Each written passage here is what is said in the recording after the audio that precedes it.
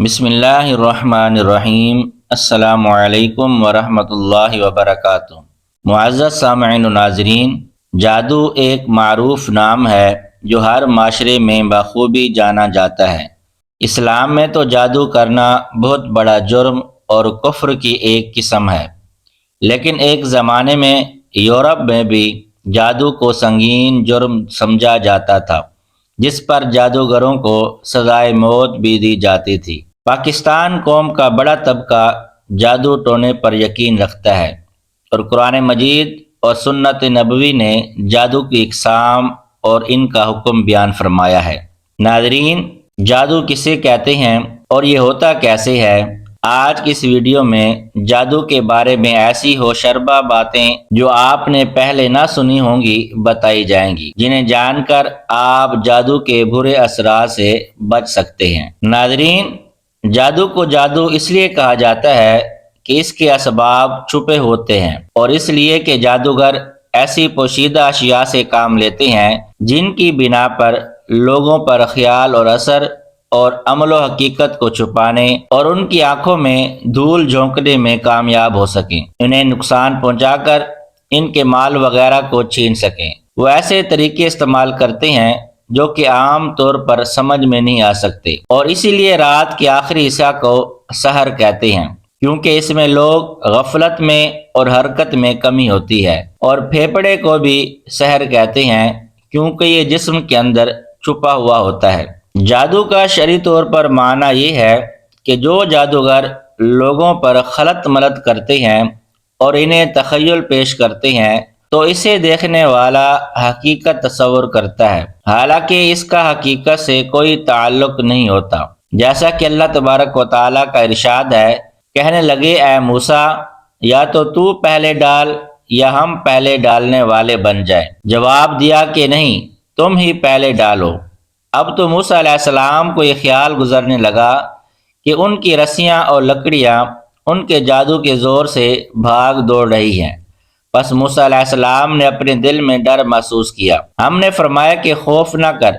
یقیناً تو ہی غالب اور برتر رہے گا، اور تیرے دائیں ہاتھ میں جو ہے اسے ڈال دے کہ ان کی تمام کاریگری کو وہ نگل جائے گا۔ انہوں نے جو کچھ بنایا ہے صرف یہ جادوگروں کے کرتب ہے، اور جادوگر کہیں سے بھی کامیاب نہیں ہوتا۔ ناظرین، بعض اوقات جادوگر ایسی گرہیں لگا کر جادو کرتے ہیں کہ ان گروں میں پھونکے مارتے ہیں، جیسا کہ اللہ تبارک و تعالیٰ نے ارشاد فرمایا ہے، اور گرہیں لگا کر ان میں پھونک مارنے والوں کے شر سے۔ جادوگر کبھی دوسرے اعمال کے ساتھ جادو کرتے ہیں جن تک پہنچنے کے لیے شیاطینوں کا راستہ اختیار کرتے ہیں، اور ایسے عمل کرتے ہیں جس سے انسان کی عقل میں تغیر آ جاتا ہے، اور بعض اوقات یہ عمل مرض کا باعث بنتے ہیں، یا پھر بعض اوقات خاوند اور بیوی کے درمیان جدائی کا سبب بنتا ہے، جس کی بنا پر اس کی بیوی اس کے سامنے کبھی اس شکل ہو جاتی ہے جس سے وہ اسے ناپسند کرنا شروع کر دیتا ہے، اور اسی طرح بیوی کے ساتھ بھی جادوگر یہی عمل کرتا ہے تو وہ اپنے خاوند سے نفرت اور بغض کرنے لگتی ہے۔ یہ عمل نص قرآنی کے مطابق صریحاً کفر ہے، جیسا کہ اللہ تبارک و تعالیٰ کا فرمان ہے، اور اس چیز کے پیچھے لگ گئے جسے شیاطین سلیمان علیہ السلام کی حکومت میں پڑھتے تھے۔ سلیمان علیہ السلام نے تو کفر نہیں کیا، لیکن شیاطینوں نے کفر کیا تھا، وہ لوگوں کو جادو سکھاتے تھے۔ اللہ تبارک و تعالیٰ نے ان کا کفر یہ بیان کیا کہ وہ لوگوں کو جادو سکھاتے تھے، اور اس کے بعد اللہ تبارک و تعالیٰ نے ارشاد فرمایا، اور بابل میں ہاروت اور ماروت دو فرشتوں پر جو اتارا تھا وہ دونوں بھی کسی شخص کو اس وقت تک نہیں سکھاتے تھے جب تک یہ نہ کہہ دیں کہ ہم تو ایک آزمائش ہیں، تو کفر نہ کر۔ اللہ تبارک و تعالیٰ نے فرمایا ہے، پھر لوگ ان سے وہ سیکھتے جس سے خاوند اور بیوی کے درمیان جدائی ڈال دیں، اور دراصل وہ اللہ تبارک و تعالیٰ کی مرضی کے بغیر کسی کو کوئی نقصان نہیں پہنچا سکتے۔ یعنی یہ جادو اور جو اس سے شر واقع ہو رہا ہے تو یہ سب اللہ تبارک و تعالیٰ کی تقدیر اور اس کی مشیت سے ہے، تو ہمارا رب قہار مغلوب نہیں ہو سکتا، اور نہ اس کی بادشاہی میں اس کے ارادے کے بغیر کچھ ہو سکتا ہے، بلکہ نہ تو اس دنیا میں اور نہ ہی آخرت میں کسی چیز کا وقوع ہو سکتا ہے سوائے اس کے جو تقدیر میں پہلے سے لکھا گیا ہے۔ فرمان خداوندی ہے، اور دراصل وہ اللہ تبارک و تعالیٰ کی مرضی کے بغیر کسی کو کوئی نقصان نہیں پہنچا سکتے۔ شریعت تو اس سے روکتی اور منع کرتی ہے اور اسے ان پر حرام کرتی ہے، لیکن اس تقدیری اجازت کے ساتھ جو کہ اللہ تعالیٰ کے علم اور تقدیر سابق جو کہ پہلے گزر چکی ہے کہ فلاں مرد اور فلاں عورت سے جادو کا وقوع ہوگا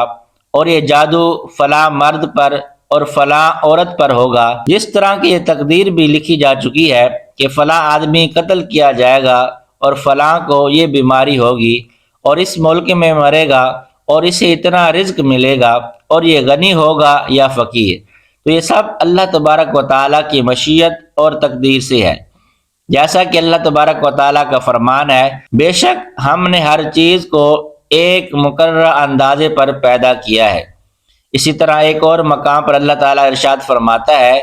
نہ کوئی مصیبت دنیا میں آتی ہے اور نہ ہی تمہاری جانوں میں مگر اس سے پہلے کہ ہم اس کو پیدا کریں وہ ایک خاص کتاب میں لکھی ہوئی ہے، اور یہ کام اللہ تبارک و تعالیٰ پر آسان ہے۔ لہذا ہر مسلمان کو یہ بات یاد رکھنی چاہیے کہ جادو ایک حقیقت ہے اور انسان اس کے زیر اثر بھی آتا ہے،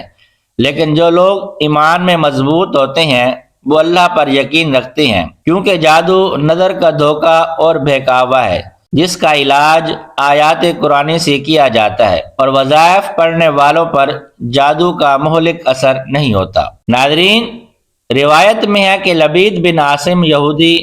اور اس کی بیٹیوں نے حضور نبی کریم صلی اللہ علیہ وسلم پر جادو کر دیا تھا، جس کا اثر حضور علیہ الصلوۃ والسلام کے جسم مبارک پر نمودار ہوا، لیکن آپ کے قلب اور عقل اور اعتقاد پر کچھ بھی اثر نہیں ہو سکا۔ چند روز کے بعد حضرت جبریل امین حاضر خدمت ہوئے اور انہوں نے عرض کیا، یا رسول اللہ صلی اللہ علیہ وسلم، ایک یہودی نے آپ پر جادو کر دیا ہے،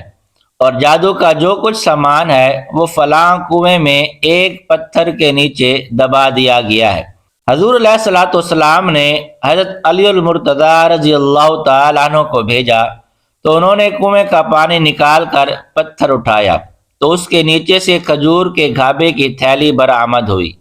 اس میں حضور علیہ الصلوۃ والسلام کے منہ مبارک جو کنگھی سے ٹوٹے تھے اور کنگھی کے ٹوٹے ہوئے کچھ دندانے اور ایک ڈور یا کمان کا چلہ جس میں 11 گیریں لگی ہوئی تھیں اور ایک موم کا پتلا جس میں 11 سوئیاں چبھی ہوئی تھیں، یہ سب سامان پتھر کے نیچے سے نکلا اور یہ سب سامان حضور علیہ الصلوۃ والسلام کی خدمت میں لایا گیا۔ اس کے بعد قرآن مجید کی دونوں صورتیں قل اعوذ برب الفلق اور قل اعوذ برب الناس نازل ہوئیں۔ ان دونوں صورتوں میں 11 آیتیں ہیں۔